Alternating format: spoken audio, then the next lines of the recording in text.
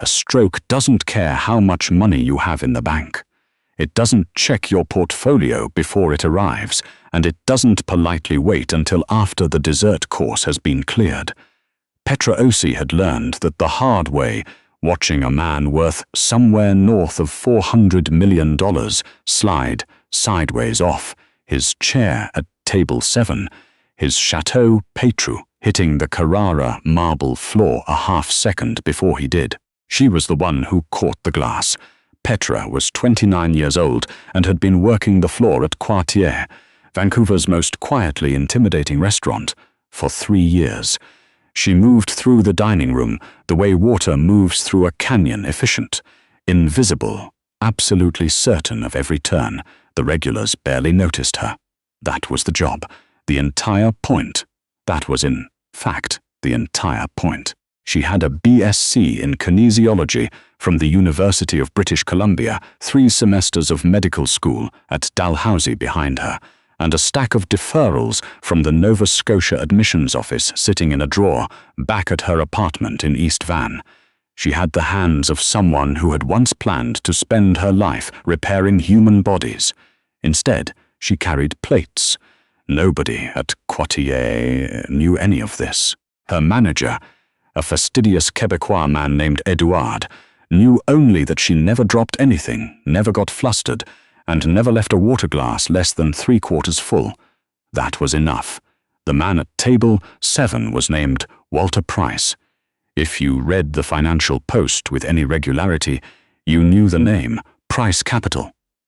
The Pryce Tower in Calgary, the Pryce Foundation, which donated generously and publicly to causes that made Walter Pryce look like a man who cared about the world he was quietly buying. He was 61, broad-shouldered in the way of a man who had once been athletic and still paid someone to maintain the illusion, and he had arrived that evening with 3 people Petra had pegged immediately: a corporate lawyer, a junior associate who hadn't stopped sweating since the bread service, and a woman named Sylvie who introduced herself as Walter's chief of staff and who spent the entire meal watching Walter the way a chess player watches a board mid-game.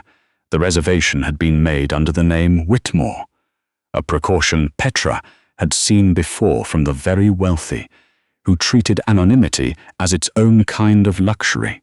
But Sylvie had confirmed the actual name in a whispered exchange with Edouard near the host stand, and the information had rippled quietly through the back of house within minutes.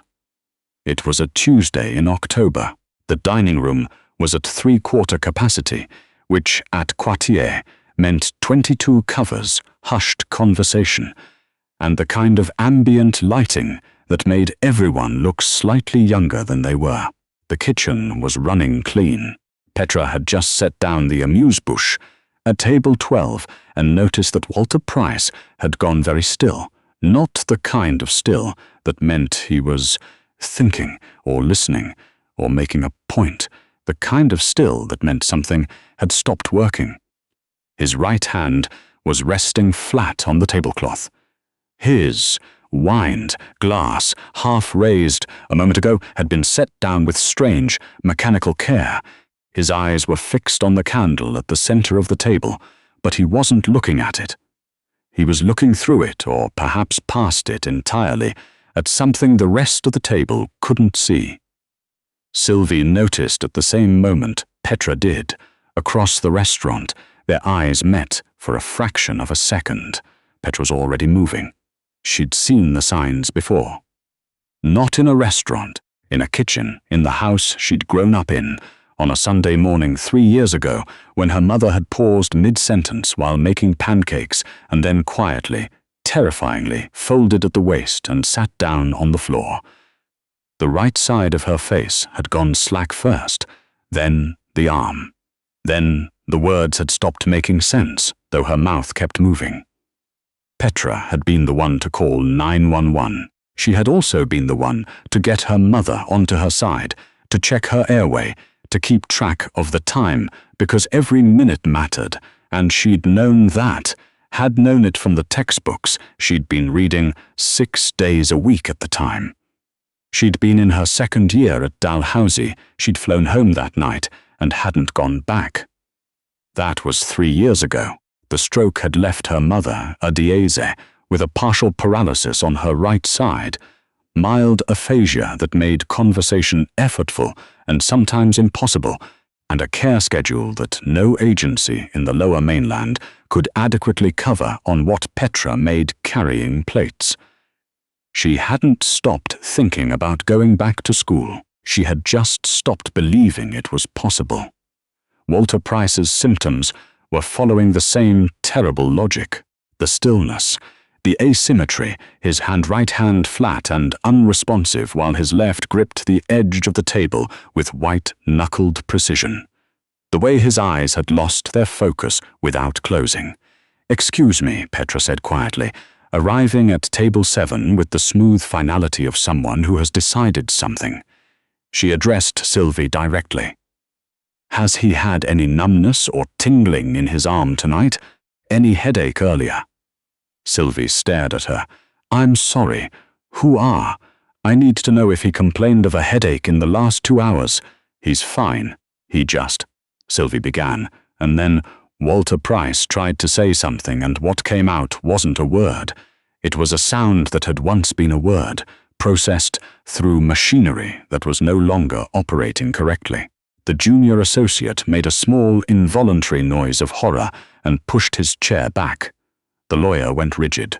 Sylvie's composure broke completely. "Walter! Walter, can you hear me?" "He can hear you," Petra said, already crouching beside his chair. She was not asking for permission. She didn't have time to ask for permission. "Mr. Pryce, my name is Petra. I need you to squeeze my hand." She pressed her fingers into his left palm. He squeezed, weakly but deliberately. "Good. Can you lift your right arm?" He could not. "Okay." She stood, turned to face the room, and made a single decisive gesture toward the host stand. "Edouard, call 911 right now.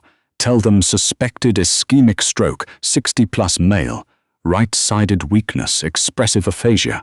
They need to know before they arrive." She looked back at Sylvie. "Is he on any blood thinners?" I don't. His cardiologist, I'd have to. Does he carry a medical card? A phone with a health app?"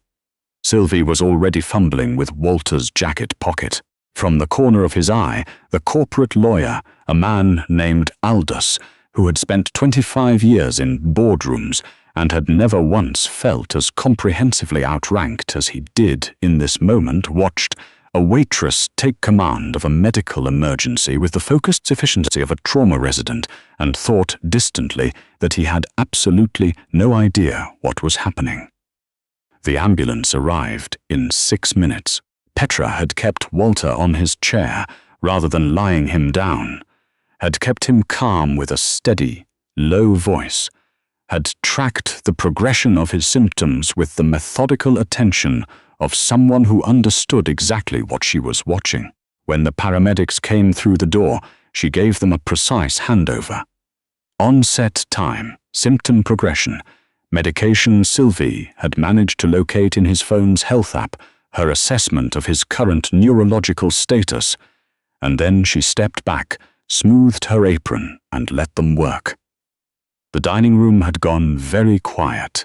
22 covers of Vancouver's discreet elite, sitting with their wine and their halibut and their careful conversations, watching a woman in a server's uniform do something none of them had words for. Edouard appeared at Petra's elbow as the paramedics wheeled Walter toward the door. His face was an unreadable arrangement of professional anxiety and something that might, in a different context, have been awe. "Petra," he said. "I know," she said. "I'll refill the bread." She was let go the following morning. The official reason, delivered by Edouard over the phone with audible discomfort, was that she had violated protocol. She had broken the sacred boundary between staff and guests. She had interfered in a medical situation without credentials, without authorization, and without the consent of the restaurant's management. She had caused a scene in the dining room. 3 tables had left without finishing their meals. quartier had standards, and its standards required that its servers remain invisible until they were needed, and that they never be needed for anything other than the menu. Petra listened to all of it in silence. She was sitting at the kitchen table in her apartment, watching the morning light move across the stack of bills on the counter, her mother's physiotherapy costs, the home care invoice from last month, the amount still outstanding on the specialized speech therapy program her mother's neurologist had recommended and the provincial insurance plan had declined to cover. "I understand," she said when Edouard finished. "The management wanted me to pass along." "Thank you, Edouard." She hung up.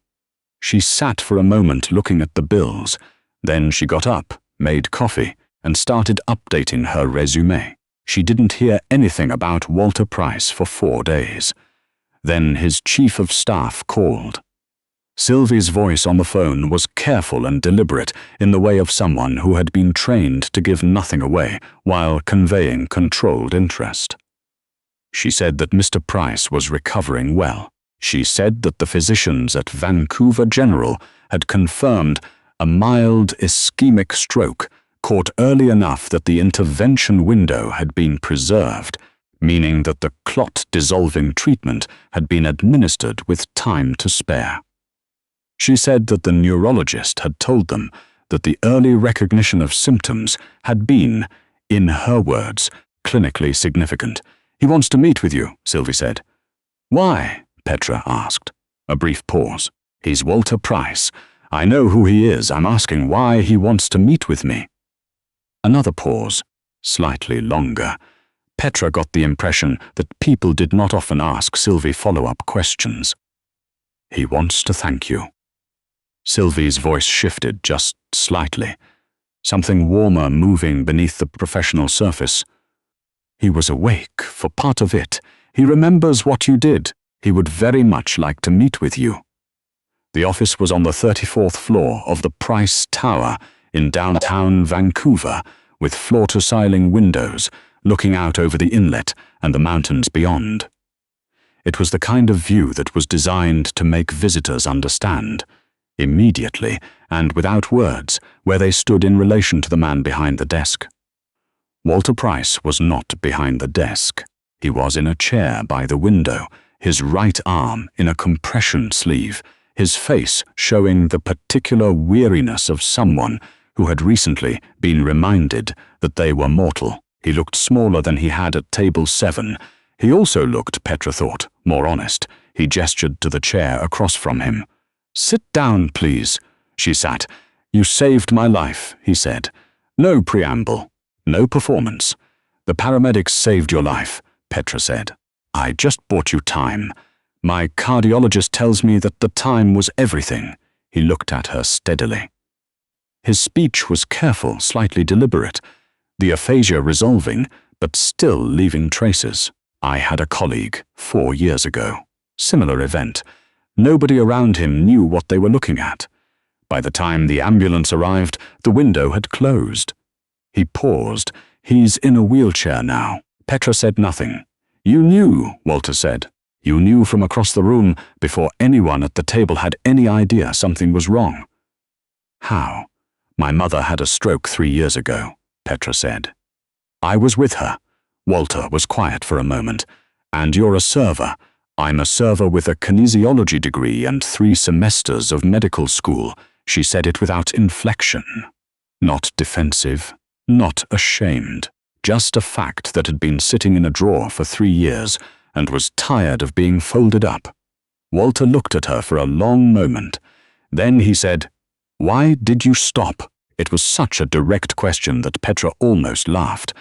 In her experience, wealthy men didn't ask direct questions. They asked questions that were shaped like direct questions, but were actually opening moves in negotiations she hadn't agreed to enter. This felt different. It felt like actual curiosity. "My mother couldn't manage on her own," she said. "Her care costs aren't fully covered. I needed to be in Vancouver and I needed stable income fast. A server at a high-end restaurant makes better money, faster than a medical student." Walter nodded slowly. And now you've lost that job, because I helped you. He didn't flinch at that. She respected him for it. Yes, he said, because you helped me. The silence in the room settled between them without discomfort. Outside, a float plane crossed the inlet, small and precise against the grey October sky. I'd like to offer you a position, Walter said. At the Pryce Foundation, we fund health advocacy and patient navigation programs across BC and Alberta. We've been trying to build an outreach coordinator role for community stroke awareness for 2 years. We cannot find the right person. Petra looked at him. I'm not a registered health professional. I don't have a degree. You have most of a degree, Walter said. And the foundation can support completion of that degree if that's what you want. We have an arrangement with Dalhousie and with UBC's Faculty of Medicine.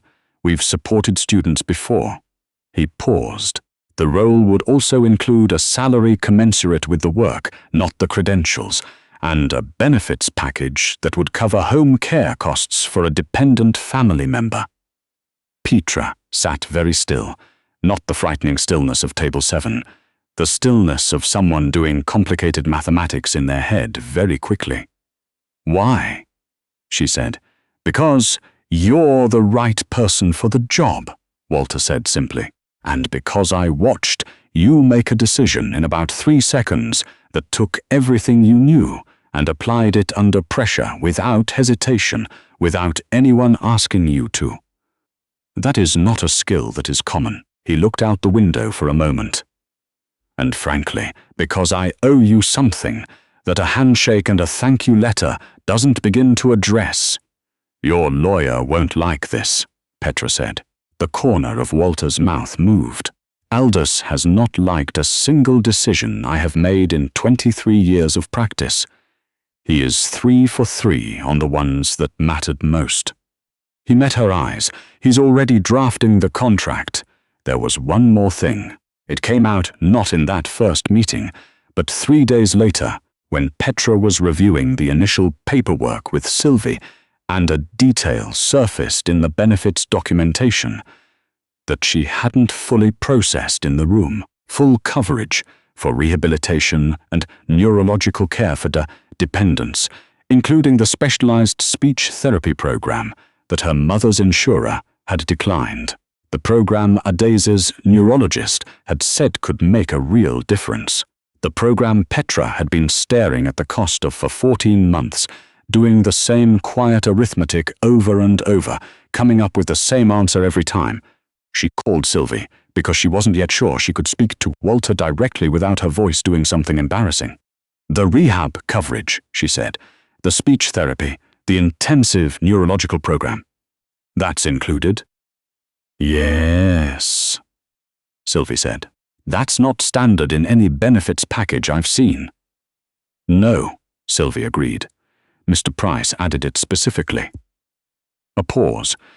He asked about your mother's condition when I briefed him on your situation. He wanted to make sure the coverage was meaningful. His word. Petra stood in her kitchen, looking at the stack of bills on the counter. They hadn't moved. They were exactly where they'd been the morning Edouard called to fire her. They were exactly where they'd been for 3 years.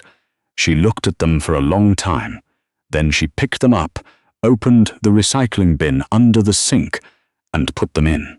Her mother was sitting in the living room when Petra came through the doorway. Adaise was watching a nature documentary with the captions on, her right hand resting in her lap, with its particular stillness. She looked up when Petra came in, and the left side of her face arranged itself into the smile she had, slightly asymmetrical now, honest in a way the old symmetrical one had never quite managed. Good day, Adaise said. The words came carefully, the way they always did now. She was getting faster. The aphasia was improving on its own, slowly. But slow wasn't the same as stopped. Good day, Petra said. She sat down on the couch beside her mother and looked at the television, where a humpback whale was breaching in slow motion off the coast of somewhere cold and beautiful. I have something to tell you, she told her. All of it. The restaurant, the stroke, the ambulance, the firing, the meeting in the tower, the contract, the coverage. A daze listened easier for her now than it used to be.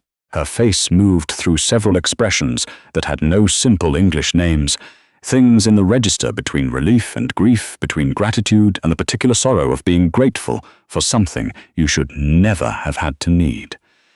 When Petra finished, the room was quiet except for the television, which had moved on to a sequence of Arctic terns in flight, hundreds of them, crossing a darkening sky. A daisy reached over with her left hand and covered Petra's hand with her own. "You," she said, and then she found the rest of it slow and deliberate and entirely clear. "You were always going to be a doctor." Petra looked at her mother's hand over hers. She thought about the kitchen floor 3 years ago, the pancake batter still on the counter, the way she'd known immediately, with a certainty that had nothing to do with training and everything to do with having paid attention to the right things for the right reasons, what was happening and what had to be done. She thought about table 7, the candle, the stillness, the 6 minutes. "Yeah," she said quietly, "I think I was." 4 months later, Petra Ozee walked through the doors of the UBC Faculty of Medicine for the first time in 3 years. She had a deferral letter in her bag, a foundation scholarship confirmation in her email, and a part-time role at the Pryce Foundation that would fit around her studies and keep her in Vancouver, close to her mother, close to everything that mattered. The Stroke Awareness Outreach Program launched the following spring. Petra designed the community curriculum herself, practical, clear, stripped of the jargon that kept medical knowledge inside hospitals and away from the people who needed it most. She took it into community centers into seniors' facilities of restaurants and hotels, across across the lower mainland. Puffed, a sound. She taught servers, janitors, kitchen staff, and security guards how to recognize the signs, how to buy time, how to know what to do in the 6 minutes that could be the difference between a life and a life diminished. At the end of every session, someone would ask her how she'd learned all this, and she would tell them. Not the impressive version, with the university and the scholarship and the foundation. The true version. The Sunday morning, the kitchen floor, the pancake batter. The way paying attention to someone you love can teach you things that no classroom reaches. She never glamorized it. She never called it heroism or fate or any of the words people reached for when they wanted a story to mean something larger than what it was. What it was this.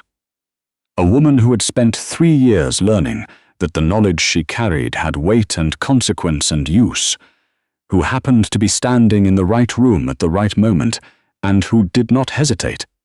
That was all. And that, as it turned out, was everything.